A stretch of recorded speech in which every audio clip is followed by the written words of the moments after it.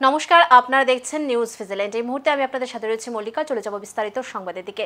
প্রথমেই যে সংবাদে আমাদের নজর থাকবে, 2017 সালের এই দিনে জিরানিয়া এলাকায় নৃশংসভাবে খুন হয়েছিলেন তরুণ সাংবাদিক শান্তনু ভৌমিক। তার মৃত্যুতে রাজ্য জুড়ে ব্যাপক চাঞ্চল্য তৈরি হয়েছিল এবং এক বছর পরেই রাজনৈতিক পরিবর্তনের সাক্ষী হয়েছিল ত্রিপুরা।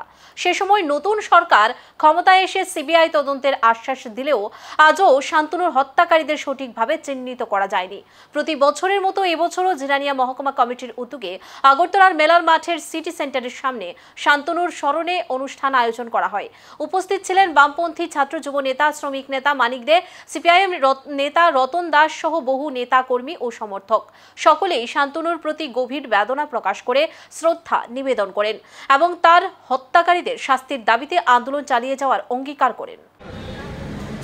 গত 2017 সালে দায়িত্ব পালন করতে গিয়ে, বিশেষ করে সাংবাদিকতা দায়িত্ব পালন করতে গিয়ে শান্তনু ভৌমিক নৃশংসভাবে খুন হন। জিরানিয়া মহকুমা এলাকায় আগের থেকেই ওখানে একটা রাস্তা রোকো আন্দোলন চলছিল। সাংবাদিকরা দায়িত্ব পালনে সেখানে যান, গিয়ে তাদের সেই সমস্ত আন্দোলনের চেহারা মানুষ জনসমক্ষে তুলে ধরে। এর থেকে সাংবাদিকদের প্রতি তাদের একটা ক্ষুব্ধ মানসিকতা লক্ষ্য করে গেছে।